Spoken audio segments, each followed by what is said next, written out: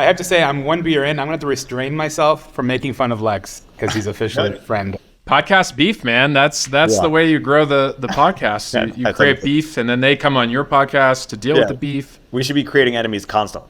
I just posted a tweet in MOZ by Fisted by Foucault, right, which you can't admit to following, but obviously is funny. And he's like, Lex Fridman sits down to do an interview with a gas stove, posted on YouTube, 13 billion listens. And you look at the reply, guys, it's like, Lex sits there and focuses as if he's proving, the Riemann hypothesis, and comes out with a question like, what is it like to be a gas stove, right? That's what it should. With the fucking gas stove. Welcome to another episode of Moment of Zen. This episode is with our friends Aarthi and Sriram Krishnan, both longtime Silicon Valley executives and investors. Here's the deal. Some episodes are going to be deep dives into tech and business. Some are going to be debates on culture and politics.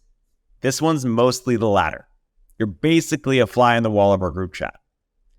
If you liked the AI debate last week, definitely check out a new AI podcast I just launched with Nathan Labenz called The Cognitive Revolution. It's in the show notes. In this show, we'll be discussing AI and crypto again the next couple of episodes. In general, let us know in the comments what topics you want us to talk about, as we're still experimenting and figuring out what the show should be. With that, we have a fun one for you this week. Let's get to the show. Secureframe is the leading all-in-one platform for security and privacy compliance. Secureframe helps you get SOC 2 audit ready in weeks, not months, and it's used by thousands of companies like AngelList, Coda, and Remote. I believe in the company so much I invested in it, and I recommend it to all my portfolio companies. Sign up for a free demo at secureframe.com and mention Moment of Zen during your demo to get 20% off your first year of Secureframe. Sriram, Aarthi, we wanted to bring you on because we've been all chatting together over the last few years and making sense of what's happening in this world. You're denying it already? No comment. Yeah, no comment. And one of the debates we've been having on the show and in the group chat is this institutionalist versus brokenist debate. Can the institutions that have been failing us or been struggling, can they be reformed, or do we need to build new ones? And Sriram, I see you as someone who kind of straddles both of those worlds, where you have a lot of friends in these institutions, and you're sympathetic to them, and you defend them at times. But then you're also, you're working the front lines of A16Z crypto and trying to build new ones like Farcaster.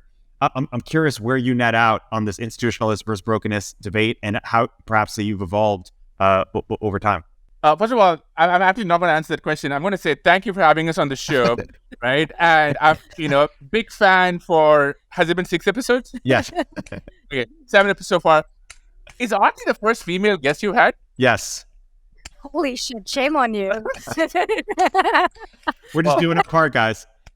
I mean, well, I just bumped up your minority ratio by quite good. Unfortunately, you're not going to have the right views, and the people are going to say it's not going to count. We will see. We will see. But yeah, I think Aarthi checking all the boxes here.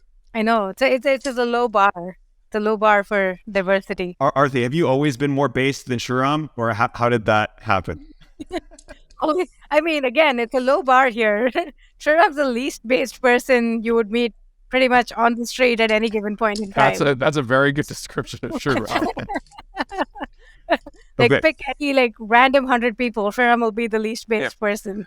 So I just want to say, for the record, and I hope this gets clipped out later, that I don't endorse anyone's opinion that I'm surrounded by, especially her. I just want to say that, except maybe Dan, who I actually work with professionally. So Dan, love you. Thank you for working with me. But everyone else, I have no idea what he's saying, and I don't endorse anything. But yes, Aarthi is definitely, I would say, over the years. Over the years. So we've known each other for 20 years this year, and we've been together. We started dating in 2005 and married in 2010. And she's always had much more controversial opinions than I've had. She's always been much more hardcore than I've been. Honest. And well, let the jury judge that. And here's a fun story. Let's in our early years, he was famous for storming out of meetings at Microsoft, where about 15-20 minutes in, she'd be like, "Well, can I swear on this show?" Yeah, of course. Yeah, about 15-20 minutes, and she'd be like, "You just say fuck this shit, grab her laptop, and walk out right? And this is a consistent thing. And Microsoft HR actually once pulled her in, and they were like, you can't do that. Why not? It worked. Like, we shipped stuff. Like, I think at the end of the day, it's like, we've all been in those meetings where we know in the first few minutes how the rest of the meeting's going to go. And you're like, well, might as well like cut my losses and just go. And Sriram wouldn't do that. He's always like the peacekeeper, right? Like, he has to be like, thank you for coming. Before we start, let me make you feel even happier about being in this useless meeting. And then there's like a lot of that. And so just, it's efficient. I don't know where we're going with this. But I'll say over the years, I think one of the other themes is like, where do we disagree? There have been many times where we would talk about, say, a particular person, and Aarthi would say, that person is dead to me forever. I don't know. They have their redeeming qualities, and but maybe you'd eventually come around to it. You're a Christian figure. You're a Christian figure. You forgive people. Yeah. Antonio, if Sriram's not going to answer, why do you answer for him? Perhaps like where does he net out on this side? Slash, like what are some of the core disagreements that you say have with Sriram? Everything, right? From whether Kanye's actually a genius or not, whether a man should actually own 3,000 pairs of sneakers and let that be known publicly. I mean, what do we agree on? I think it might be a shorter way to the truth here. Yeah. I know what Antonio actually, I think there is one thing we agree on. Jews and Indians have more in common. Oh, I didn't hear that comment. Okay. But which is in Antonio's infamous, notorious book. I actually think the ad tech part of the book, which is the only part I'll endorse, is actually well written. And I often pointed people to it as, if you want to understand the world of ad tech, that particular chapter, and maybe stop literally like a decade of knowing Antonio. That's the one thing you people agree on. And maybe stop reading after the chapter. I don't know. I think you guys both like watches. True. That is true. The most recent disagreement. We both think attribution is important, and attribution is the key to happy life. Actually, you want to explain that, Antonio? Actually, what does it mean? Yeah, so attribution is a wonky term. I literally have to pitch this 10 times a day now. It's actually my job on the Web3 side. Basically, what attribution means is who did what where, and who got them there. Is basically what it is. It is like the causal capital T truth. Let me sketch out a very simple example, which is actually part of the fundraising deck that you've seen, Sriram, which is like somebody JCal, actually, I posted a picture of my mountain bike, right? JCal chimes in saying, oh, cool bike, where'd that bike come from? Jason Calacanis actually bought a mountain bike, right? Like, then who takes credit for that? It turns out Google probably took credit for it because he went and like Googled whatever bicycle I mentioned, and it navigationally got into the site. He bought the $8,000 thing, and they get basically the acquisition cost of that thing. And so the lesson here is that causal T truth is how this is all threaded together, right? Like the internet is a very labyrinthine process. You watch a Rogan video, you watch a YouTube thing, you engage with a tweet, you watch this podcast, you then go do a thing. Who takes credit for it? And it's also often very wrong, but in ways that are important. So in this case, part of Google's like $1 trillion market cap is due to the fact that they decide what that capital T truth is. If you ask the question, I don't know, you're probably not going to come on the record on this because you're too diplomatic. Why isn't Twitter worth more, given the fact that it actually causes so many things to happen in the world, whether somebody was winning a presidential race or diplomatic tensions to arise between Israel and Iran? It's because there wasn't a true attribution system that actually made it such that you could track, like, this tweet led to this massive political process to happen. If there was someone to actually connect those two, Twitter would be worth a lot more than it is today. And that's why I think attribution is so important, and it will be important in Web3 crypto, because it determines like causality. Like, imagine you went through life not knowing who caused the things that happened in your life, you'd go crazy. And that's how the internet works through that attribution. Yeah, I think it's so spot on. I think anyone who works in ads was nodding away at this because, over the last 10 years, that lesson was driven into you. Like you mentioned Google, like one of the real advantages Google had was, you could do anything on the internet. You could browse a lot of social media. But when you basically said, hey, find me flights to Hawaii, you went and searched on Google. And then Google could basically say, hey, you know what? Well, we take the credit for it. Even though you might have seen a billboard, your friend could have told you something. And I think Antonio is spot on about, things upward in the funnel like Twitter and other social media. But I actually think that it's actually true for a lot of other parts of life also, where, who takes credit, what led to something else happening turns out to be such a profound question in so many other things. So, yeah, attribution is the secret to life. I'm trying to meme it as Sriram's law, but I'm not sure it's working. So watch is an attribution. There we go. And, yeah. On that note of kind of credit, I think one thing, Sriram, you have really interesting thoughts about, and sometimes you get into disagreements about, is like which brands or people or institutions still matter or still are relevant, and there are different kinds of influence. And as you guys have grown your own media brand, you've kind of seen sort of the power of like old media, and you were talking earlier about how you've discovered kind of new media as well. Do you have a mental model for thinking about like one disagreement we had recently was on Vanity Fair, and like is Vanity Fair still relevant, or media companies like it's Vanity, like, and how do you explain their relevance if it's not obvious? Yeah, this is actually I think a lot about. I think institutions, one word. I think the other thing I think about is legitimacy. I actually think one of the best pieces online written in the last few years is Vitalik's piece on legitimacy is a scarce resource. If you folks haven't read it, you should definitely go read it, regardless of what industry you work on.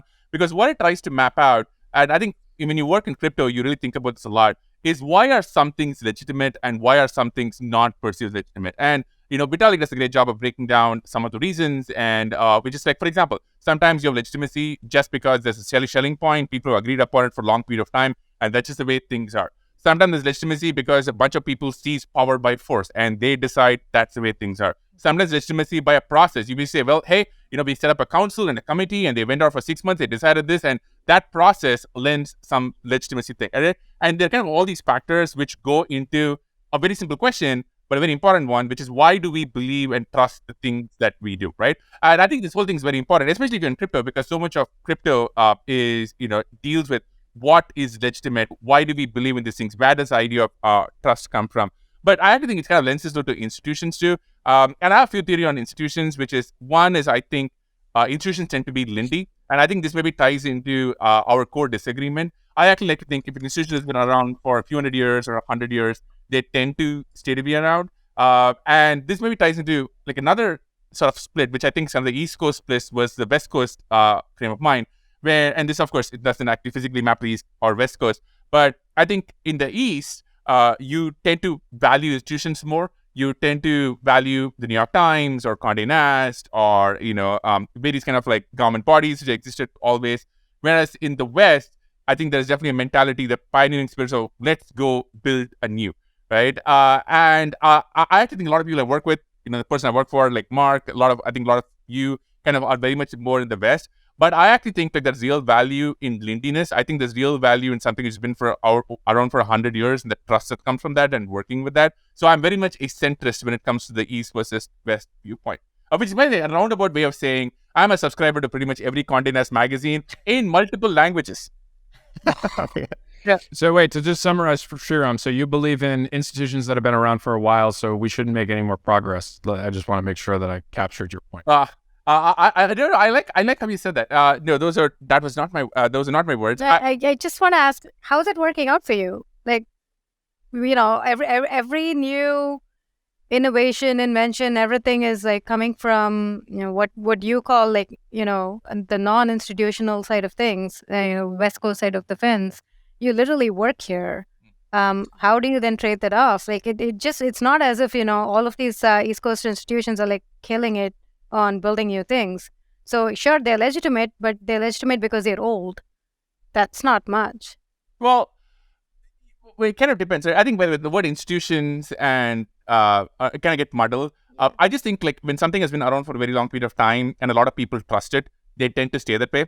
And I think often we are in the business of trying to build new things which people trust. So I think it's worth studying why something has become trusted for hundreds of years, right? So, which is why actually I really like the Vitalik post, because it talks about what is the path legitimacy. Like, I'll give you an example. Like, one of the topics I've been thinking a lot about is content moderation online. Like, who should say or shouldn't say something. And if you look at the last few years, one interesting new effort from Facebook has been what I think of as the the Internet Supreme Court, right? Which is this Facebook effort to basically say, look at Ramiro over there, right? And the Facebook effort to say, hey, we have this kind of this quasi-independent body which will kind of adjudicate these decisions. And I think one of the ways Facebook tried to bestow legitimacy on this was they basically said, okay, we're going to try and put together a process. We are going to try and mimic some of the kind of the rhythms, the rituals, the institutional framework of something like, say, the Supreme Court. And that's where the legitimacy comes from. Now, we could also argue that like one day, if Mark Zuckerberg really wants to, he could basically destroy that and, create something new. That's always true. But I think that's where the legitimacy of the institution comes from. So I'm not advocating for one versus the other. I just think it's worth studying where legitimacy comes from and why these institutions have it, and maybe respect it. It's funny, Sriram, you're such an institutionalist. Why aren't you working at Sequoia instead of somebody actually building the future at A16Z, for example? But sorry, I'll leave that little jab aside. So the institutionalist thing, I think, is worth going into a little deeper. I mean, it's not just like an aesthetic choice between what's Lindy and what isn't, right? I think this goes unmentioned, but we should mention in the show notes. The key piece to read here is Lana Newhouse's piece in Tablet about Brokenism versus Institution. And we brought it up before for those who are just tuning in. It basically and I had this intuition, which I shared with Alana months ago, with someone that we all know, by the way, who comes from an East Coast institution and actually got kind of ejected from an East Coast institution. And in my conversation with her, I realized that at the end of the day, she wasn't actually against this institution. She just wanted to run it, right? She was against the way this institution was being run right this second, but she was totally in favor of that institution existing, while my view was just burn it to the ground, right? And I think, machine learning has these notion of latent variables. And what a latent variable is a variable that's not actually in the model, that is kind of upstream of the model, that's actually driving the model's reality, and you're not actually modeling it correctly. I think one of the things that you see both on left and right, everywhere else, is do you think there is an institutional center worth preserving? Or do you think, no, it's nuke and pave, like a code base, and start from nothing? And that's the divide that we're sort of addressing, I think. And I think you're trying to straddle the fence here, like you always do. But at some point, you have to pick a side when the bullets start flying and say, yes, actually, we're going to forget this. We're building something anew. And it's funny because I might sound like an extremist. I used to subscribe to Vanity Fair. I used to get a lot of Condé Nast magazines. I would love to see the Vanity Fair of 1994 come back. The Vanity Fair of right now, I think, is largely irrelevant. But the thought that we could have better media than we do today, and that a certain amount of elite gatekeeping makes it better, I'm totally willing to concede. I just don't think that the current media elites represent any sort of aristocracy that we should allow to gatekeep. But then the question is, and this gets to the crypto question, right? It's well, do we just give up on institutions altogether? Is it possible to do that? Because at some point you decentralize yourself into Mad Maximus, and nobody actually wants to live in that world. Yep. And so I've said a lot there. I'll just pause. But that's my take on the institutional divide and what comes next. Because I've had this debate with people who are hardcore institutions, okay, dude, then what is the other institution trying to create? Which of course is a very good question. But I think but it's often I think sometimes I struggle with these debates because there are a lot of terms and there's a lot of kind of frameworks kind of absorb, and people have very differing definitions for even what the word elite is or institution is. I often think it breaks down into something very simple. Who has power and who wants to basically seize it? Often I think these debates break into, well, I wish I was running things. And if you look at, for example, some of the stuff around decentralization, I think it's kind of a response to us saying, we don't want these people to basically control the internet. We don't want just a few companies and a few people in locked conference rooms or Zoom meetings to decide who should or shouldn't say, right? And I think that's at the heart of the whole push towards decentralization. And I find those simpler framings much easier to understand than what is an institution versus what is not, who is elite versus what is not. I think those are a little too abstract for me to kind of have a sort of a public debate. Or I don't know, what do you think? I don't know. I go back to the same point of sure, it's about power, but it comes from a place of what have you done with it? You've had all this legacy, you've had all this institution and the brand value and all the right people and the buildings and everything, but you've done nothing with it. And there is no proof that it's actually working. So why not just start over? And why not try something new? And I think that's kind of where the gatekeeping comes into play, where it's well, let me tell you the ways. Do you have any idea how storied our institution is and how much what legacy I'm don't give a shit. It's not worked. Yeah. Doesn't matter. There are no results to show for it. Yeah. I agree. By the way, I think what one thing I tell people on this point is I think a lot of everyone should really get into crypto technically and understand it, even if you don't want to work on it, and that's perfectly fine. But you want to understand it because it gives you a reasoning framework to understand a lot of things in the real world. For example, especially I think concepts proof of work, proof of stake, what that actually represents is very interesting. So, for example, in the Vanity Fair example, right, I think what is happening is you have this concept of, hey, has somebody kind of done the work over the years, and are they willing to stake their social capital, reputational capital in some form of, in some shape or form, and put together some piece of work? Now, not in the same dimension as what crypto concepts work, but there is a rhythm and a resemblance, and exactly one of the reasons why when you talk to folks in crypto, we can start having a much denser conversation because these concepts are abstracted out and understood much better. I actually say proof of work and proof of stake is such a profound concept when you start applying it to other parts of life. I have a slightly different frame, and I'm curious how you guys think about this, given that you have your own podcast that's quite successful, is that all of this is downstream of attention, and attention is actually the primary source of legitimacy on the internet. And whether you take it as a creator and you have your own audience, Substack, YouTube, whatever, or you're actually talking about the relevance of the platforms, like why is Twitter important, why is Facebook important? It's fundamentally you have X number of eyeballs looking at it for, Y number of minutes per day. And so I think that the general attention is upstream of everything. And prior to the internet, you had gatekeepers and a limited number of institutions. Condé Nast mattered in 1984 because the internet didn't exist. So the cost of publishing and distribution of information was a lot higher. So when that goes to zero, it's like markets. Like you've massively increased the amount of liquidity, and now, given that these markets aren't as siloed, you get to a point where now it all matters is how much attention you captured, whether it's through your podcast or platform. And so I'm curious how you think about that, because to me, when we got in an argument with the folks from DC, Sagar and Marshall on this about Chuck Todd, and it's like people in DC think Chuck Todd matters, but what does it matter? Does anyone in Silicon Valley actually care about Chuck Todd? Like when you're thinking about building the next product or doing a pull request, do you think about Chuck Todd? No. And Facebook or Twitter ends up being more disruptive to the political process than whatever interview Chuck Todd is doing. And that's a function of attention. So I'd be curious how you guys think about that. Well, I think I broadly agree. I do think that different kinds of attention, like for example, Twitter, I spent a few years working there. One thing I observed Twitter is super important because it's kind of the upstream memetic battleground, which sets so much of the tone downstream. I'll give you an example. I don't want to kind of share the exact specifics on air. There was once a story, I think I might have told you some of this off air, but there was once a story which broke out, like some controversy about some popular actor.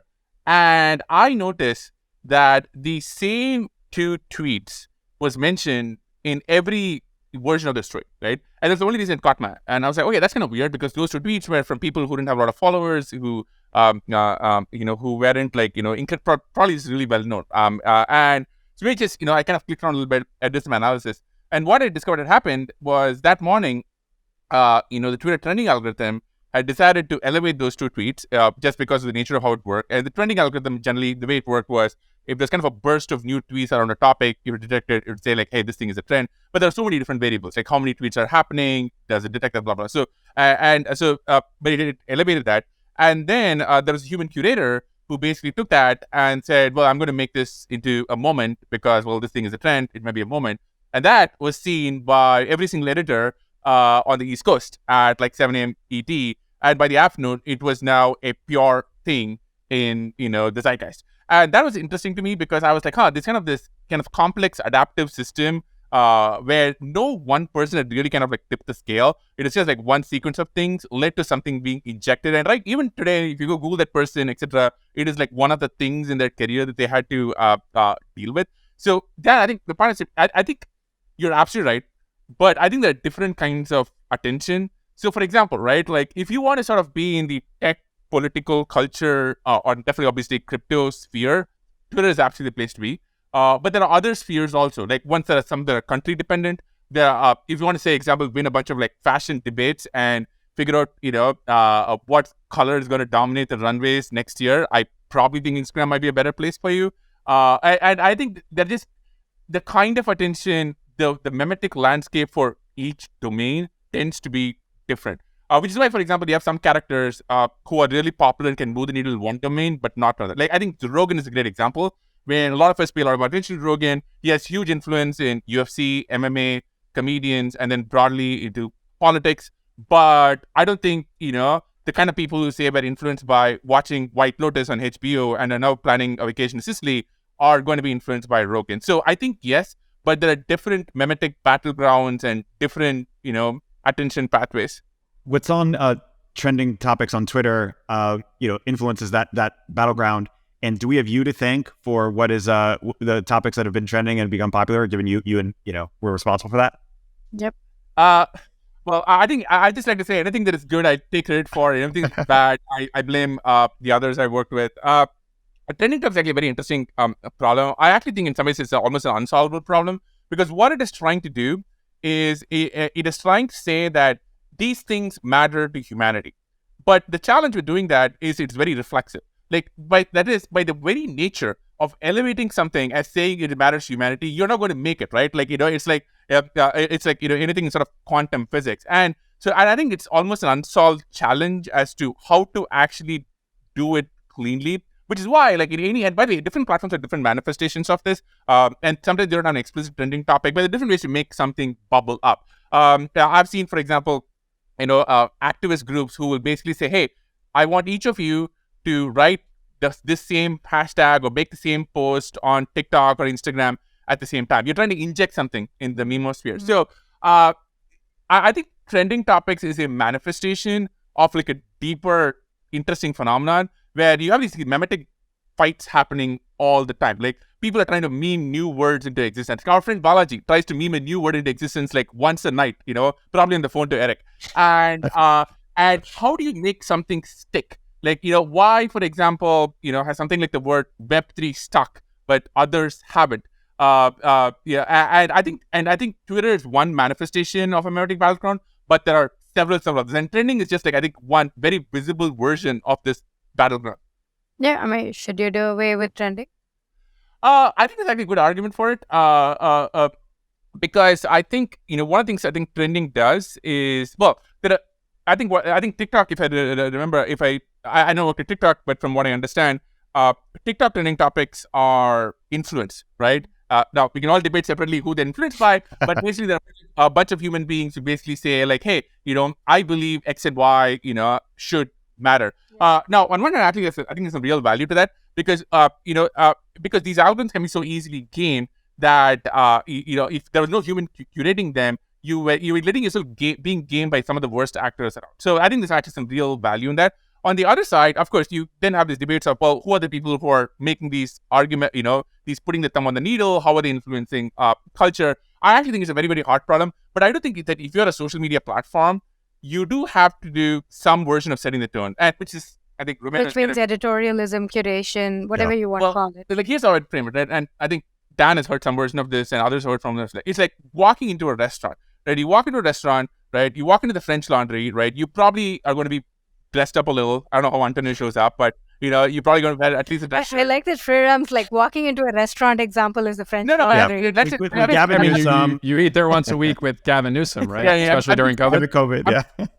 It's an extreme reference example, right? Yeah. But on the other hand, let's say you're walking into like, I don't know, some Hawaiian beach shack, or you're going to watch a sports bar to watch Super Bowl. Like, you can show up in like a hoodie and flip-flops and you can jump around. But it's very apparent immediately when you walk in, like what the social vibe and code and the aesthetic of that place is. And I think one of the, things which Instagram does, TikTok does, but Twitter historically and many, many years ago never really did, was establish that vibe. Right? They never, I think, really told you like, hey, this is, the French Laundry, or this is the salon where, we're going to like smoke that, it's like, these like, you have like Isaac Newton hanging out in a salon somewhere in some bunch of wood paneling shelves and smoking a cigar and discussing physics or whatever. Is it that? Or is it like, are we just going to dunk on each other and it's going to be like WWE? Like, you never said that. And I think when you don't do that, what happens is you get gamed by different actors. So I actually think in some ways, if you're building a new social product, you need to set the tone. And I don't think it means editorial, right? It's got everything, right? It's, how it looks, who are the first set of people you bring on,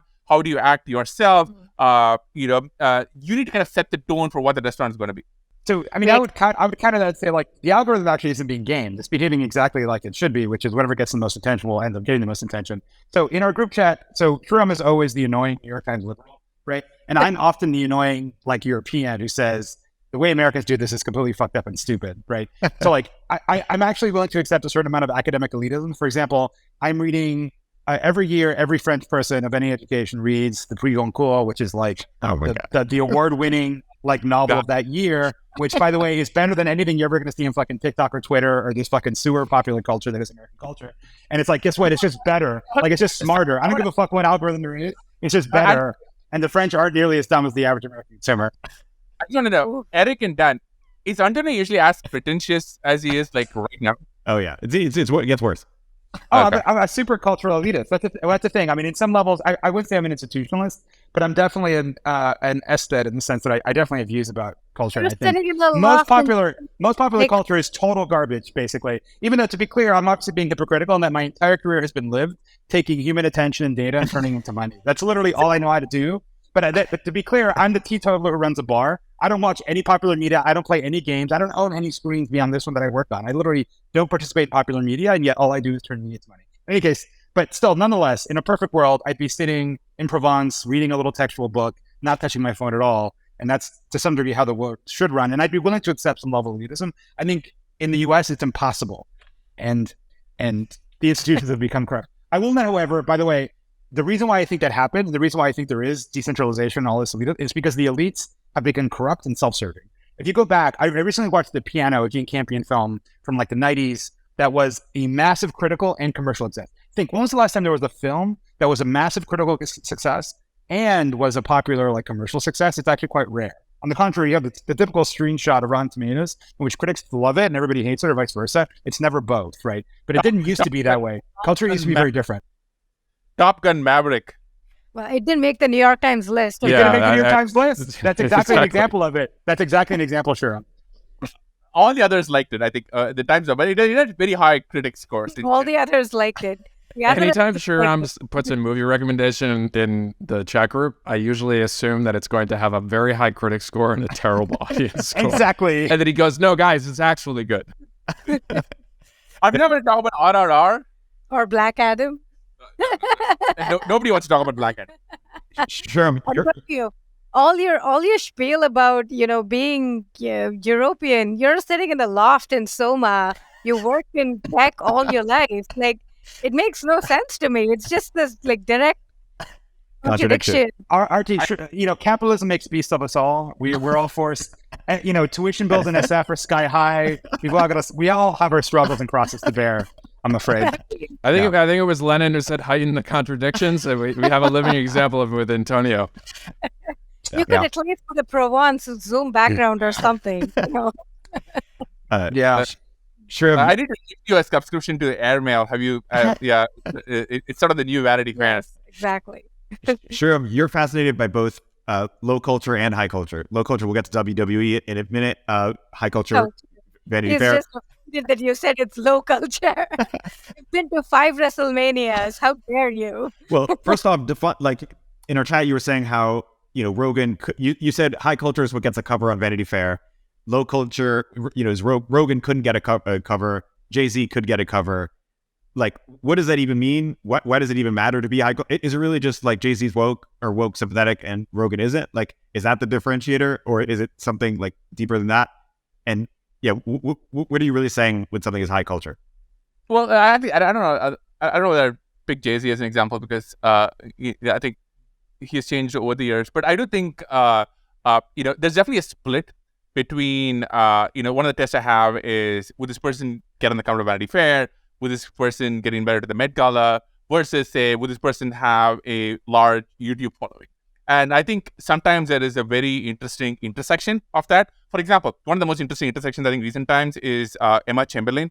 I don't know whether you folks follow her. She's one of the top YouTubers around, and she went on a break. She now has one of the top podcasts on Spotify, and she's hosting the Met Gala for Vanity Fair, right? So that's actually very interesting. Somebody else also is very interesting in a different way is Logan Paul, top YouTuber, now in WWE, and kind of like making his own direction. Another interesting person I would say is, anyway, there are a bunch of folks who kind of switch, but I do think like there's generally a split between folks who have mass appeal, mass entertainment, mass audiences, right? And things which have elite approval. And this shows up in every domain. Like, for example, I spend a lot of time like thinking and writing like fiction and thrillers and stuff.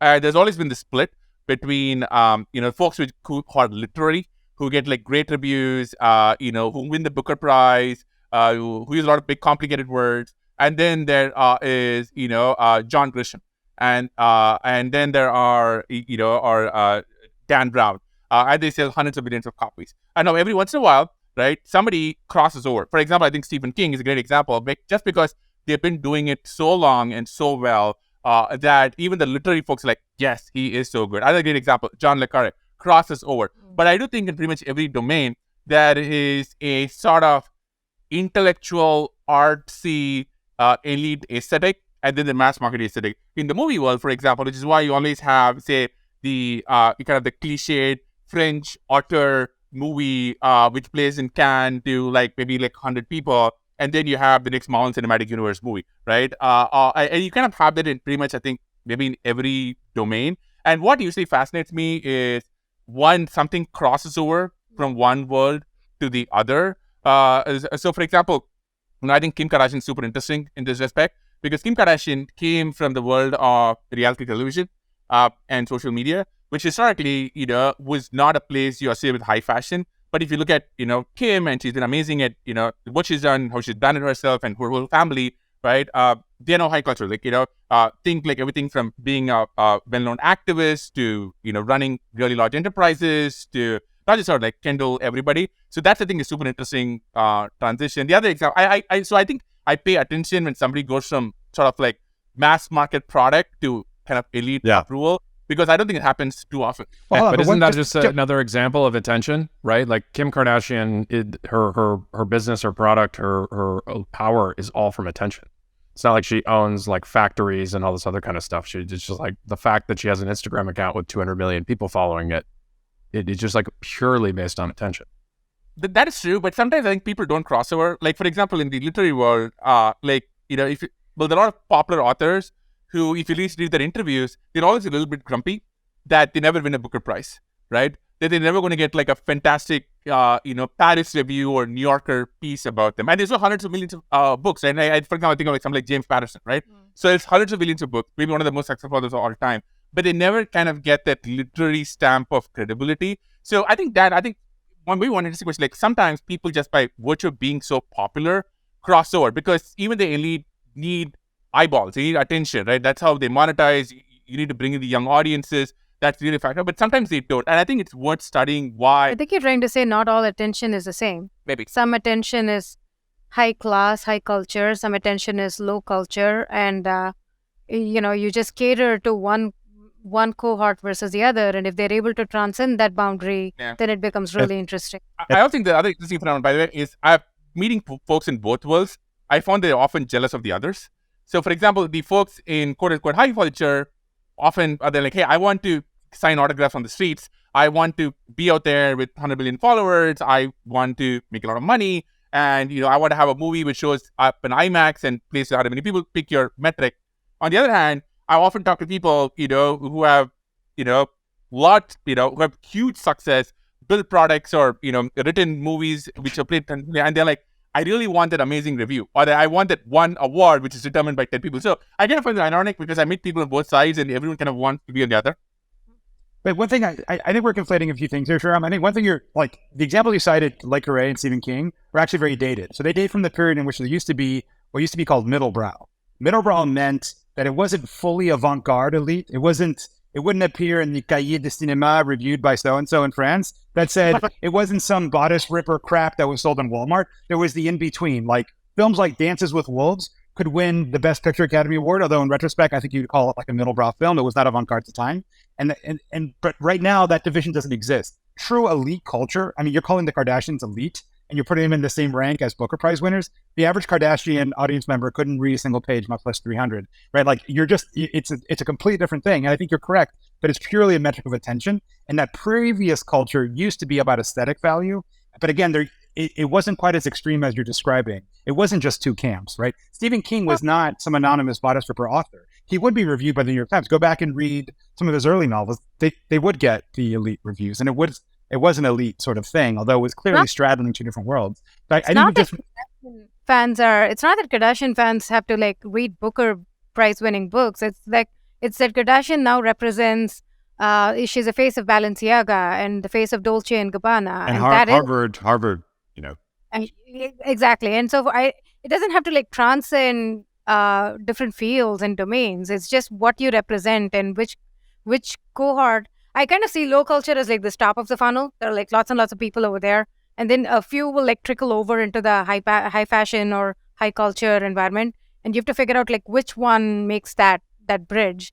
And I think sneakers kind of go from like low to high. Yeah, I actually think that's why WWE is super interesting, because WWE, can we talk pro wrestling now? Yeah, please. Right?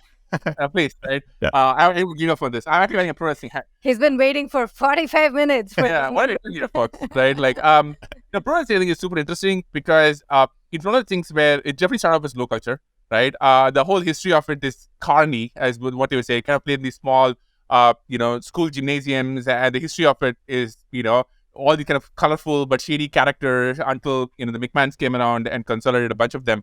But then I think by sheer dint of being so popular, that it is kind of slowly transcended, where you don't have The Rock or you have John Cena who become these. But Rock's been around for so long in WWE scene. Like that's not even but I think it's not like a new thing. Well, but I think like he did something which Hulk Hogan could not do, right? Which is you always have to think like that person's a wrestler, right?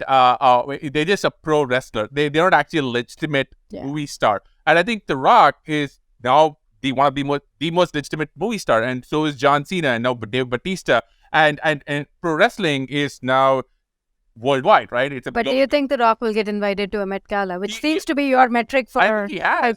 He definitely sets fashion. He definitely sets fashion trends, and I think Rock is very much elite culture. Can I just say I want to understand the Met Gala invite, because if I'm a New York real estate developer socialite and I get invited to the Met Gala for a whole bunch of years, and then I run for president, and then my views don't fit with the elite views, and I don't get invited to the Met Gala. Did the first time I get invited to the Met Gala, do I still qualify as elite? I was just trying to map that in my head. You went from high culture to low culture. That's what Oh, happened. okay, gotcha. Because it's attention plus the right views. Like, what's the difference between LeBron and Kyrie? Kyrie has the wrong views. What's the difference between Kim Kardashian and Kanye? Kanye has the wrong views. Right. Right. That's what I'm trying to get at. It's not an aesthetic decision. It's a political one. It has nothing to do with the aesthetics. Trump is just as much of a short-fingered vulgarian back then as he is now. It's only a question that he mapped to a different political tribe. And that's why he's suddenly not elite culture. The culture itself is not actually aesthetically better. It's just politically acceptable.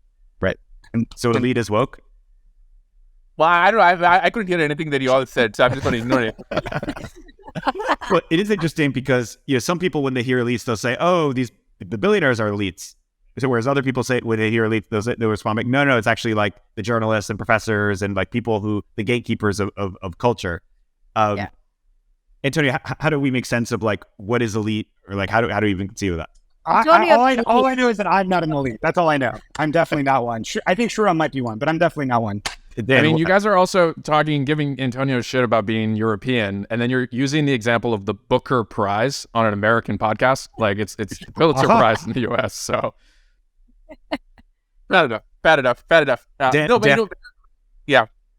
Dan, what's the mental model of elite? Because people want to deny being elite because elite is always bad. So they're like, I'm not the elite. The billionaires are the elites. Yeah, Sriram's really? No, I'm elite. That's a good thing. Yeah, I think I don't know. I grew up in a non-elite setting. I went to an elite school. I got an elite total PMC, professional managerial class job. I got a management consulting job out of school. I remember telling my parents that they were going to pay me to consult. And they were like, well, what are you going to consult about? You just graduated from college. You've never worked in business. Why would anyone pay you anything for anything?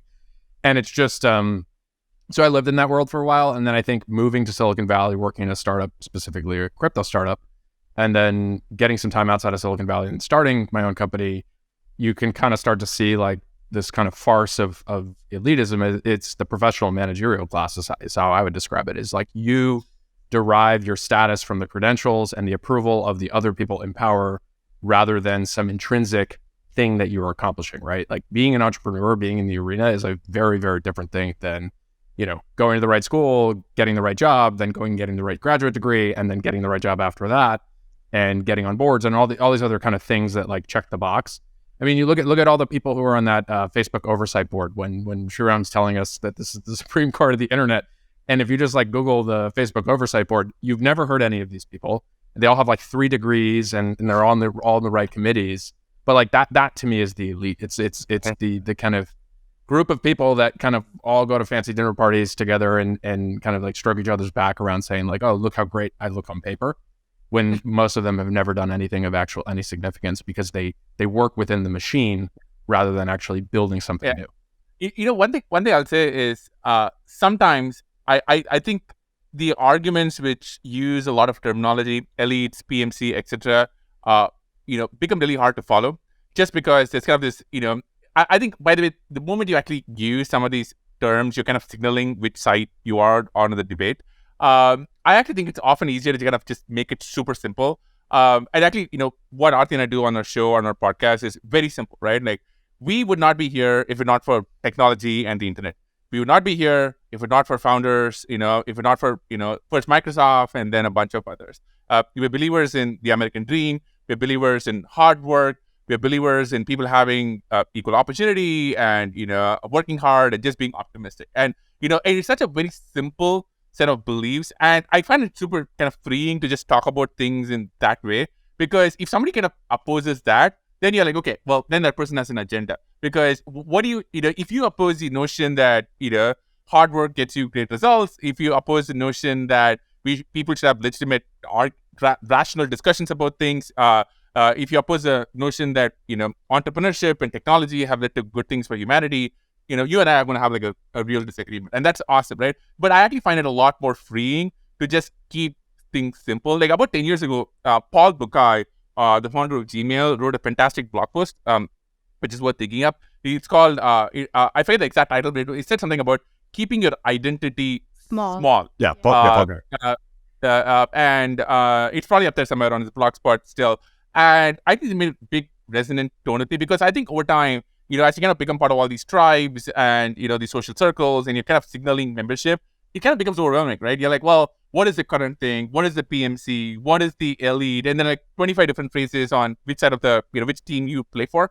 I actually think it's very freeing to say, like, these are incredibly simple things, right? I believe in hard work. For us, I think we believe in technology, because without technology, Aarthi and I would not have met. Sure, you've been canceled. You believe in hard work, like hard work is systemically. Because I think, if somebody says, like, I disagree, I'm like, great, right? Then you and I are going to have a disagreement, right? Yeah. But I find it so much easier to deal with like some very atomic, simple concepts. But by the way, I will argue also, a lot of times when the discussion happening in this kind of like abstract terminology, they're actually disagreeing about something very fundamental. Like, they're actually disagreeing about very simply, like, hey, if some kid in India gets a laptop and works hard, do they have a real shot? I think so. I think that kid has a real shot, right? I think that somebody else may disagree. So I like to keep things very simple. Let me keep. All right, jump in. Yeah. You say that, and then you said, the Condé Nast and the New York Times, they hate technology. Like, have you seen how, the tech gets covered? You keep saying you love technology. This is what brought us to here, brought us together, immigration, blah. And then you look around and you look at all these institutions that absolutely hate people like you and me. And then you're like, no, you know what? I'm like a really big, but like, I don't understand it, because, you're just contradicting yourself again. No, I actually think I'm much just more hopeful, right? Like, there are a lot of institutions which have been around for long periods of time that we believe in. Like, for example, we became American citizens a few years ago, right? We believe in the United States, right? The United States is incredibly special.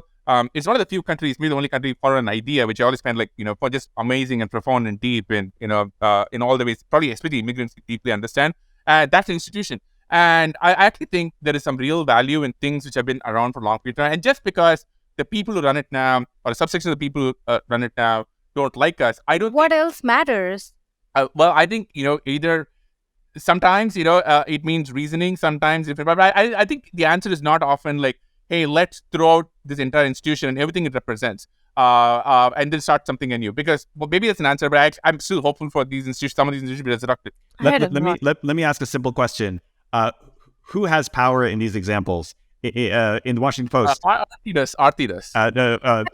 Jeff Bezos or the leading Washington Post reporter? In New York Times, Sulzberger or Nicole Hannah-Jones? At old Twitter, Jack Dorsey or Vijaya or whoever? This is a fundamental question. Like, which class of people actually, like, and by power I mean like compel speech, compel actions, determine what happens?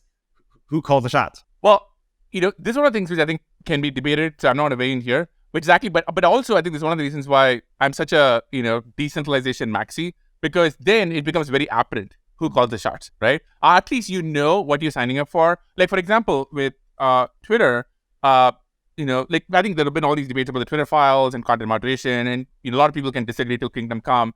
The one thing which I feel very strongly about is that if you have been impacted by a content moderation action, for example, somebody has shadow banned you, somebody has put the thumb on the scale and said you get less algorithmic reach because you tweeted about COVID or for whatever reason, you should know about it, right? So I think transparency is kind of a first step. So I think these questions can be debated, like what does power mean, and Balaji would say something. I know others would have a different point of view. I actually think it's way more interesting to have systems where it is transparent and open who has power, because the others are just too hard to debate and come to an agreement on a podcast at least.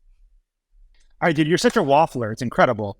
I feel we almost need to do some version of Tyler Cohen, underrated, overrated, but instead it's just literally which of these two's heads would you blow off? If push comes to shove, or which of these two would you agree with? Just to force you to make a binary decision.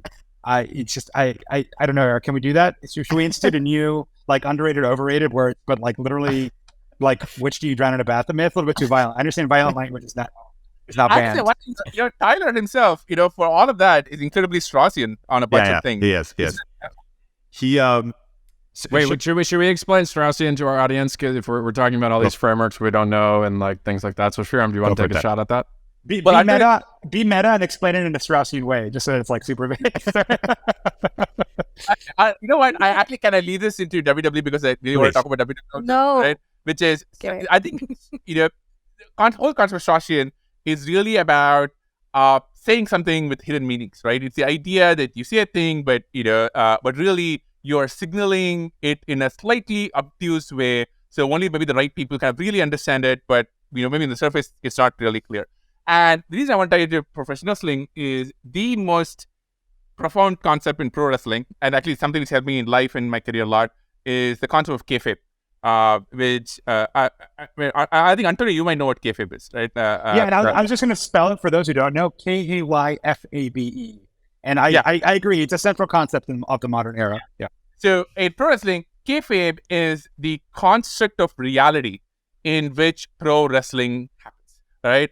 And the amazing thing about kayfabe is it's neither scripted and it is neither real.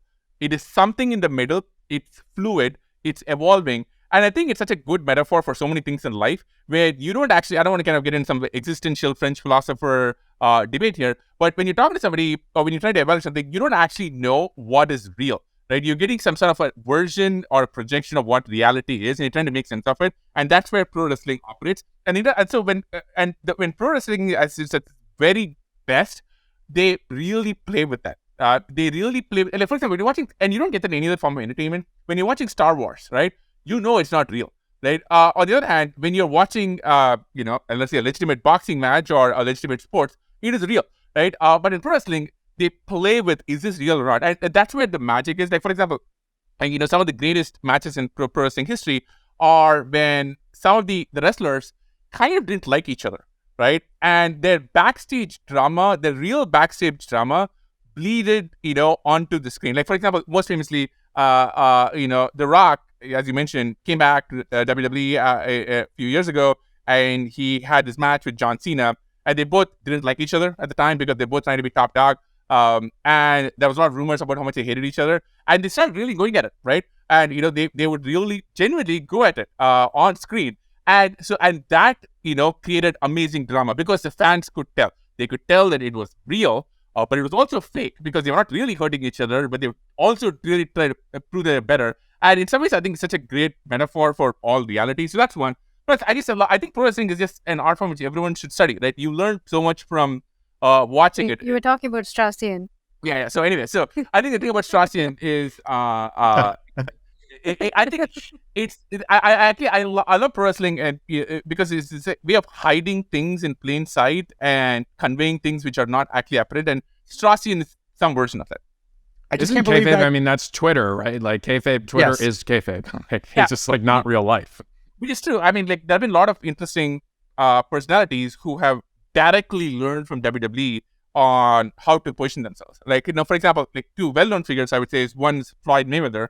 So Floyd Mayweather, probably the greatest pound-for-pound boxer of all time, was kind of... Look at that. Who are you picking?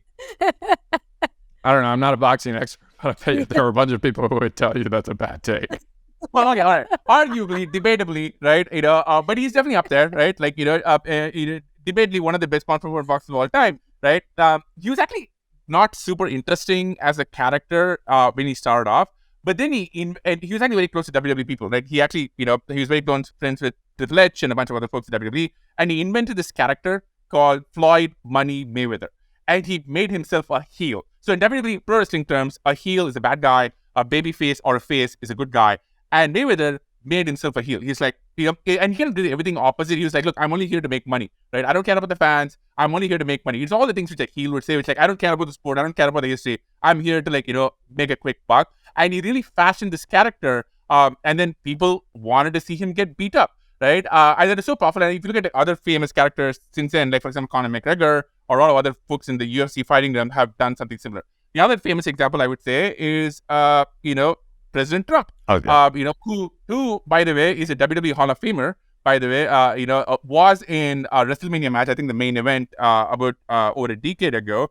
But a lot of the way he talks in public or the way he communicates are wrestling promos, right? Where you have clearly defined characters, simple communication. You're setting up a big event. And I know a lot of others have been influenced by pro wrestling. I think for this episode, all the related videos are going to be other WWE videos. Dude, I can't believe that, like, unironically, you're saying the best WWE match ever. Like, you missed your calling here as both historian and sportscaster for WWE, dude. I just can't believe that this is sure out here.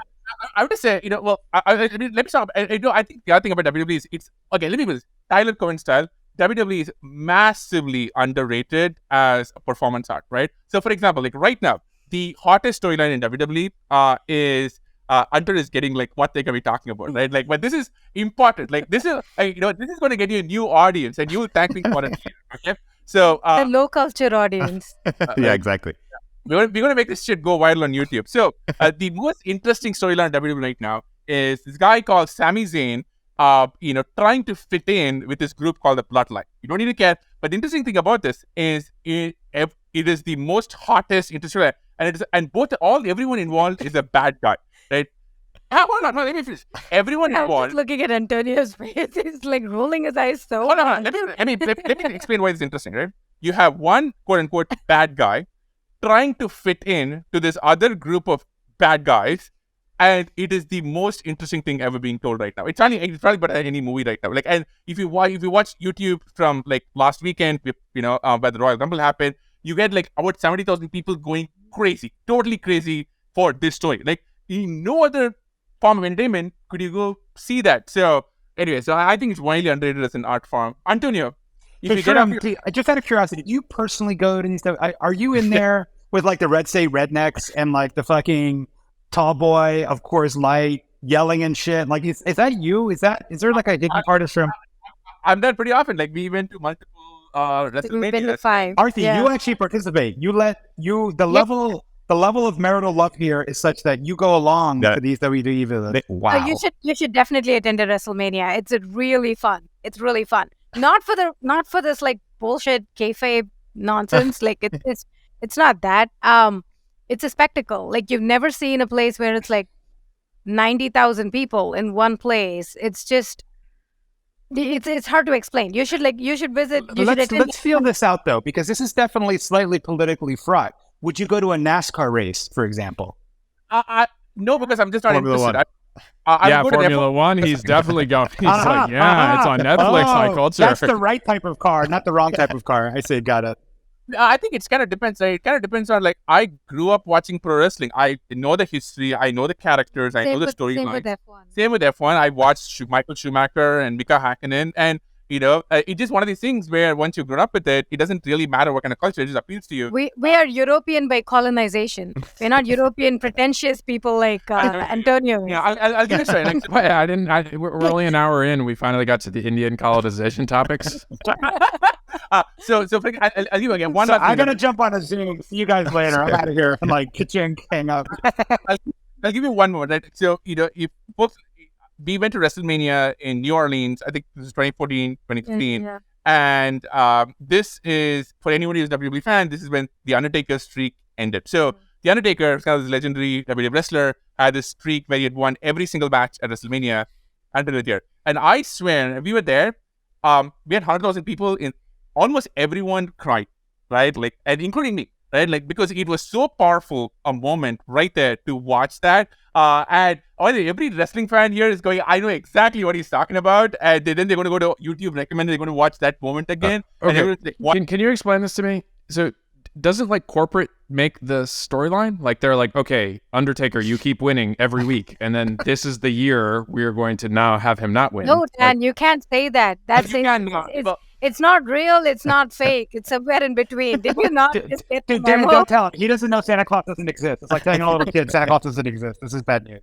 Yeah. First of all, whether, so that is a great question, right? So, we should probably spend an entire episode talking about WWE. So much more. No. No, Oh my God. The least interesting debate about WWE is whether it is scripted or not. Because we all watch, popular forms of entertainment, which are absolutely scripted and which Where except everyone Antonio. laughing. except Antonio, which move us emotionally. So that's absolutely irrelevant. The thing that's interesting about WWE is how they do it. Like, first of all, it is live. It is happening in a physical setting with a lot of fans. So, and you interact. It's kind of like stand-up comedy or theater. You kind of interact with it. It's slightly uncontrolled that way. There's a physicality to it, right? There are real human beings or really huge human beings jumping up, taking big risks. And there's a lot of deep history. For example, in this particular case, The Undertaker is somebody who everyone had grown up with for 20 years, right? 21 years. They knew this person. They'd been their entire childhood. He could never lose until he did, right? That may be scripted, but it is basically the moment everyone's childhood ended. Like, because they were like, oh my God, like, we've now taken away something that I can never get back. And there's such power to that, which is totally irrelevant to whether it's scripted or not. I'll give you the point that if anyone watching Game of Thrones and WrestleMania, it's the same shit. One's live, one's not, and it's corporates deciding what the plot is. I'm kind of sorry that Eric, you have to like cut half the episode now. It's like you don't have a lot of material, so we can like reshoot this whole thing. No, I think lots of innocence moments are fascinating. I want to shift gears here a little bit. A few weeks ago, Lex Fridman put up a book list that was reminiscent of like a high school AP book list, some classics for sure. And he got absolutely roasted, got destroyed. And just the Lex Fridman phenomenon has been coming to a head for a while. And I'm curious to get your perspective on it. Here's I find it fascinating that he is both hated by the far left and the far right, or even just like people on the left and people on the right. But also, it's less that he's like somewhere in the middle. It's more that I think there's like this big kind of fight between like earnest Twitter and shitposting Twitter. And Lex is as earnest as they come. And he doesn't quite understand the vitriol, like the source of the vitriol. And so let's just talk about the Lex Fridman phenomenon. I have to say, I feel so strongly about this. And it actually ties back to the theme about, Lex is doing something very simple. He's saying, I'm going to be curious. I'm going to be kind. I care about, spreading love and peace and all those good things. And I love that he comes from a place of, sincerity. Some people may call it naivete, but I just absolutely love that because it is so simple, right? And I wish Twitter was full of that, but it often sadly isn't. And that book list, right? I love that he put it out there because the truth is, number one, a lot of people, including a lot of people who dunked on him, had not read those books. Okay, let's be honest, right? Number two is often when you read books, it is very different when you read them in your teen years versus when you read them, later. Like, for example, I was telling our folks in our chat group that day, Christopher Lee, who plays Saruman in the Lord of the Rings movies, used to read Lord of the Rings, the entire book, every single year, right? Into his 70s. And you say every single time when he read it, he had like a slightly different perspective just because your life experiences change. So there's absolutely nothing wrong with reading those books later. And I think there's something, beautiful about saying like, hey, I haven't done this before. I'm just going to try and do something which a lot of other people have. So I'm very much in the be sincere, be kind school of thought, as opposed to the I'm going to quote tweet dunk on someone for a few likes school of thought. Okay, can I unleash my Lex Fridman bear case spiel now that you've given the bull case, Sriram? And the book thing, actually, I don't feel that's wrong about because books are good and whatever. Like, I don't think it's that big a deal. Lex Fridman, I think I'm even in a group with him. And again, I'm on the side of makers and creators and whatnot, so I don't like being super negative on people who put things out there. Look, this is social media. If you like him, tune in. If you don't, whatever. What I've heard often, what I'm hearing you say, Sriram, to use DC language, right, is that he's bringing the sincerity to the forum, open-mindedness, and a lot of, you didn't say this just now, but people we know said, well, he just shuts up and lets the guests speak.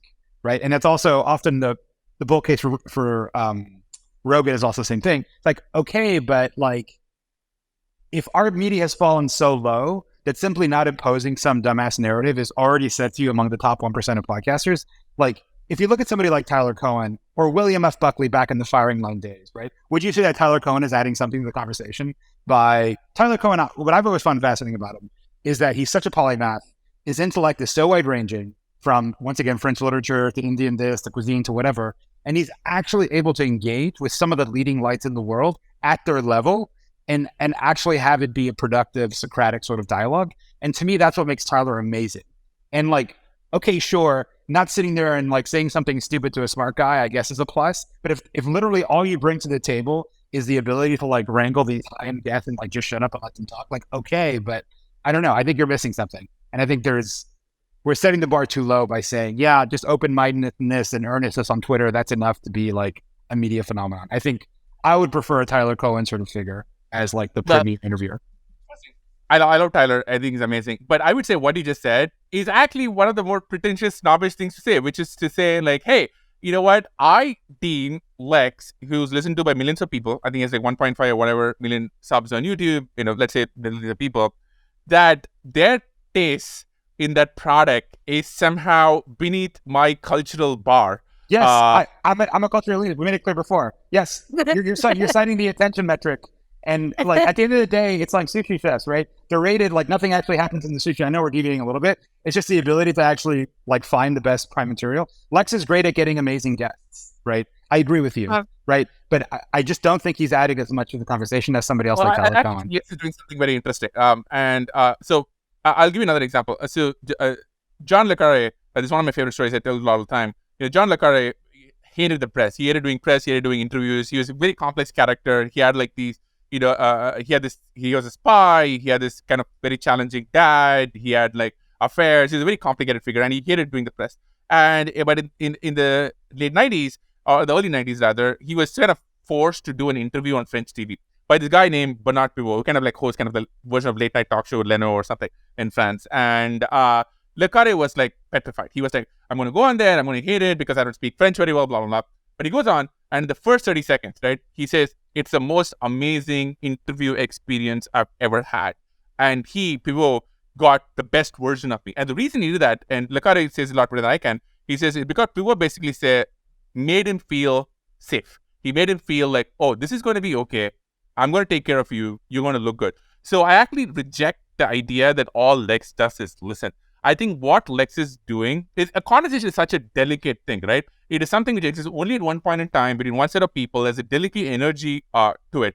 What Lex is creating is like a space where people feel they can talk and open up. So he is actually getting different content out of them than when with a different kind of a host where you're like, okay, I'm going to spar with this person, right? And you win some points, I win some points, but I'm sparring. That's very different from, say, Howard Stern. When somebody goes on Howard Stern, right? He's being psychoanalyzed. Howard Stern, within 30 seconds, he's going to be like, talking about your dad. Did that really mess you up? Is that why you're here? And he's going to tell his Howard Stern voice and the radio booth, and that's going to open you up. So, I actually think the question to ask is, are we getting interesting new discourse and content into just zeitgeist? And with Lex, I think just like Stern or just like Larry King, you're getting new thoughts. So, Larry King is a great example, right? He would say he actually was famously underprepared for every interview. He would actually often go in knowing nothing about the person he was going to interview because his whole shtick was, I want to have the New Yorker on the street resonate with my guest. So I'm just going to go in and be like, who are you? Tell us what you do, right? And there was kind of an art to that too. And the guest got something different from him. So I would say there is real value because Lex creates content that nobody else can get. I'll give you an example. Go watch Lex interview Stephen Wolfram, right? Now, Stephen Wolfram is a genius. And a very famous, complicated character, obviously. And if you watch Lex talk to him and get something, Lex gets something out of him in this interview that nobody else has ever gotten. And trust me, I watch a lot of Wolfram stuff. And there are many other guests I could go through where Lex gets something out of them that nobody else ever does. And I think there is some real value in being like, oh, this person who has something to contribute or something to say is saying something they will say to no one else just because of the the vibe, the environment, the space. But also Lex coming from a place of curiosity. Like Lex is genuinely curious about asking these set of questions. He's not just pandering to the guest. You can tell that he just wants to know. He just wants to be in the place where it's like, I want to learn, tell me. Yeah, I also, the reason I feel very strongly about this is because we get this criticism a lot, right? We get this criticism often from journalists being like, oh, you folks in the Good Time Show should push back on your guests, right? Why are you not holding, speaking truth to power or holding feet? And my point is like, My point first of all is not every interview needs to be the same, right? Not everything needs to be 60 minutes. There is a place for Jimmy Fallon. There is a place for 60 minutes. There's a place for, back, when he was doing the show, Charlie Rose. If there's a different kinds that can happen, right? No Rogan. You're not mentioning Rogan, Sriram. I'm shocked. Right? Like, or Alex Cooper, right? Who I think is, in some ways, the female Rogan. And that's one. The other part of it is when you put the guests at ease, right? You're getting something fundamentally different out of them. And by the way, I also think there's a little bit of an ego thing here, right? Which is what Lex is actually really doing is he's setting his ego aside.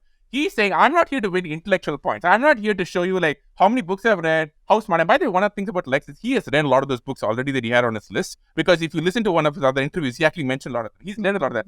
He's saying, I'm not here to win intellectual brownie points. I'm here to purely listen, which I think is a really hard thing for hosts to do, which is actually set their ego aside. And can I use a pro wrestling term? No. Okay. Yes. Pro wrestling term is to not get themselves over, which is a pro wrestling term for trying to get yourself over. Now he's got to be like, do you know what that means? No, it doesn't matter. Let me tell you what it is anyway. Sriram, why does Huberman work? Oh, great. Huge fan. I think there's a bunch of things which are going on, right? For some of it is, I would say, the time we live in. So Huberman really blew up during COVID. And a lot of people, and even Lex, right? People are at home, a lot of free time, engaging in internet content, kind of in this weird psychological space. But Huberman, I think, is a very, very unique blend of a human being and in a few ways. Number one, he has absolute impeccable academic credentials, right? He has done the work. He has the degrees. You can see it when from the way he talks. Number two, he brings a lot of rigor to his work, which is he talks about, the way he talks about the science. He's never saying something because he thinks it, right? He's like going to quote like 5 different papers. But I think the really interesting thing about Huberman, and I think he would know that I say this, is his past, right? And you will see him talk about it from time to time, that he grew up in a very, gritty neighborhood. He had a dark past. He had a dark past in his teens, and he had his whole skateboarding era, and a lot of people around him did not make it. And he's also a little older, right? He's in his mid-40s. So he has kind of a weight where he brings a certain life experience to it. And so I think the combination of his rigor, his kindness, but also the fact that he's someone who's definitely overcome a lot of issues, but doesn't talk about it. But you can see it. And has a bunch of life experience to show for it. And I think it's such a unique I also think the other thing is he has good guests, like the super tactics, right? Good guests, but is able to translate what the guests are saying in a form that is mass consumable. I think they're keeping it really simple, keeping it really relatable, and he's very consistent about what he says, right? Like his basic belief, science should be free or as close to free as possible, or scientific learning should be available to everyone, and he's like the conduit, the middleman to make it happen. And so every research paper he talks about, every academic he interviews is all through that one lens. I mean, I think Aarthi said something which is very profound, which is he doesn't dumb it down too. Yeah. And he talks about it, which is he's never going to, try and do the, Let me tell you like I'm 5. He's going to, use the complicated words with multiple syllables in them and mention the papers. And he's going to expect you to do the work, and people go do the work. So here's my issue with him, because he falls in the same, like he's in the Tim Ferriss camp and things like that. It's appealing to a certain male between ages of X and Y. And it's like the science is the science, but we also know like things need to replicate, and like there's a lot of conflicting information. And so it's like the entire time I lived in San Francisco, there was some new book or trend that was the science. Like what was the sleep book that everyone was talking about for a while, that the guy did all the podcasts? He's from Stanford. Matthew Walker. And then it's like everyone was like, oh my God, I sleep 8 hours a night, or I sleep 8.5 hours a night. And then you have your R rings and quantified self stuff. And there's a certain level of it where to me, it's a signaling thing. It's like you tell people that you listen to the Huberman podcast when you're going to have brunch with your friends, as a signaling thing of like, I'm interested in making myself healthy. And I have no opinion on the scientific stuff, like the data. Like I haven't looked at it. Like I'm not an expert on any of that stuff. But that's my general issue. Is I find it very hard to reason about that because it just sounds really official sounding, and you can throw a lot of scientific words that you probably aren't going to dig into. And I realize like we could be talking about AI or crypto or something where the audience member doesn't have the same level of expertise, and so we sound like we know what we're talking about. But I'm just like deeply skeptical on any of that stuff, especially as it gets towards like nutrition and well-being. What is the alternative then? Because the alternative is sort of, ignore people trying to kind of push the boundaries of research or trying to understand, one of the latest studies. So they should keep doing the research, but Lindy is the counter to all of that stuff, where it's just like, okay, like what's been working for a really long time? Eat meat and lift heavy weights in the sun. Yeah, I'm not a carnivore, Maxi, but like, yeah, I think indeed there's like the Mediterranean diet, like there is something in that it's like, all these people seem to live into their 80s. Maybe eating like this is probably a good thing. I think what Dan's putting his finger on is that there's a pseudo-religion around the measure itself. I mean, specifically with Huberman, with this business of the alcohol thing, right, is part of it. I'm not a huge fan, and I'm certainly not versed in the science at all, but he's like, Mr. Anti-Alcohol, there's this whole anti-alcohol trend now. It's like, dude, like, if it's really as toxic as you say, you're going to have to explain something like 4,000 years of human history to me, at least in the West and the Middle East. Everything from a Passover Seder that requires you drinking 4 glasses of wine to a Shabbat Kedusha that has 1 glass of wine. Like, if it's really as toxic and terrible as it is, how is it, again, being the Europhile, that Spain has a life expectancy something like 10 plus years longer than the US, and the most wine-soaked regions of the world has one of the longest longevities in the world?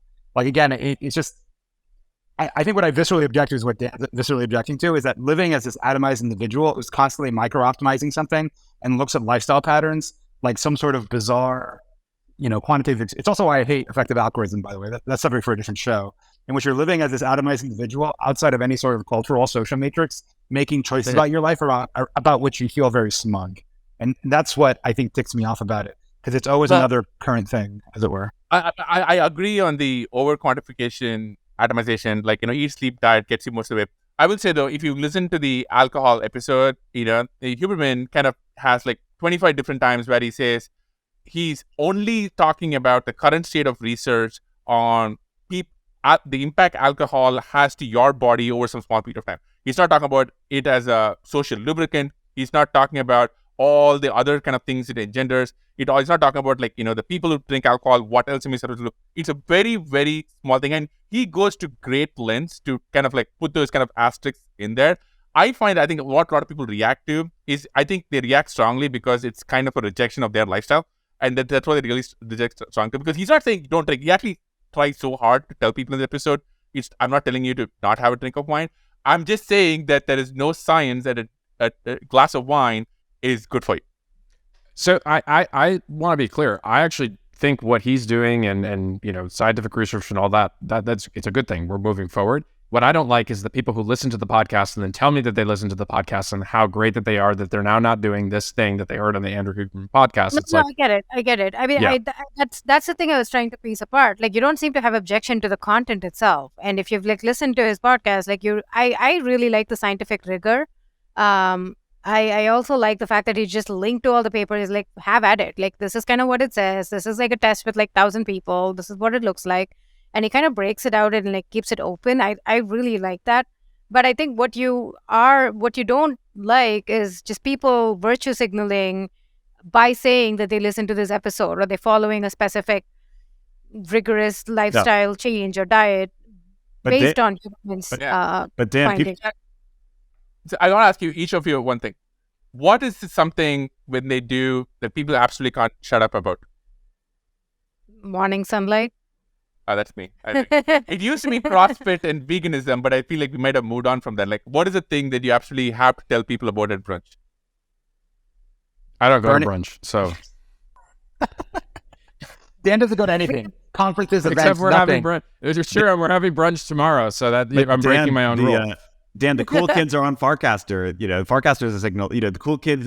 Moment of Zen is the cool all in. So in your in your. Yep, it's want to brunch. Actually, Huberman's very popular on Farcaster. So like I people are going to have what their own preferences are. I think the other thing that most recently is like Bryan Johnson, the Braintree guy, and he did the blueprint thing. And I actually know someone who went and spent time with him like before this was even announced. And I mean, the routine just sounds like crazy.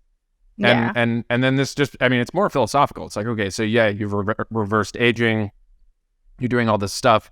And by the way, the fact that he open sourced it and like maybe other people are going to go do scientific research as a result of him spending $1 million, power to him, right? Like that, maybe move nutrition science forward in some categories as a result. But what are you optimizing for? So it's like you get 5 more extra years later, but like you basically never had a bowl of ice cream for the last 30. Like, Right. ROI doesn't seem like the right calculus there. It's like the GS elevator joke, right? Like if you cut alcohol from your diet, you don't actually live longer; it just feels longer, right? Like that's kind of the joke, right? It's like the same life extension. Well, I have a general problem with life extension. People extending your life for what? I mean, is it just a morbid fear of death, which I think is actually what it is? And typically, how you deal with that is through religion or other forms of immortality projects. Like, what are they trying to optimize around this whole life thing? Is it people just want to die? That's just it. Like who wants to be like, I'm excited about death? Can I just say though? I would say historically though, I have a lot of respect for people who kind of done nutrition things that have sounded crazy, but have now become more accepted practice. Like for example, there was a time when intermittent fasting was considered crazy, but now like everyone, all the top athletes do it. There was a time when hold on, but this is a great example of Lindy. Like most Europeans don't eat breakfast, and then it's like Americans invented breakfast and they got rid of breakfast, and I think they discovered this, and it's like no, most people in the world just don't eat breakfast.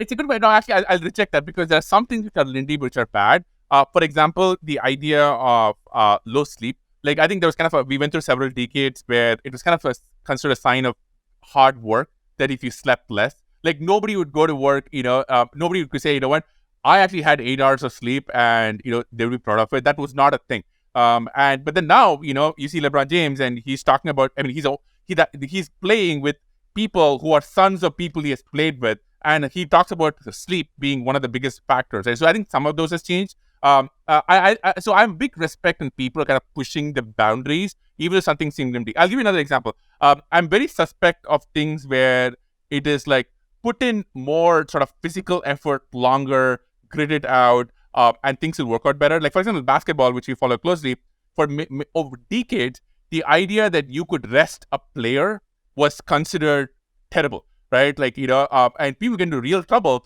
for even, and they kind of do it sneakily and they fake an injury. But the idea that you rest a player because they would not be so injury prone because you actually need them for the playoffs, and Eric would know this, was considered just awful against spirit of the game.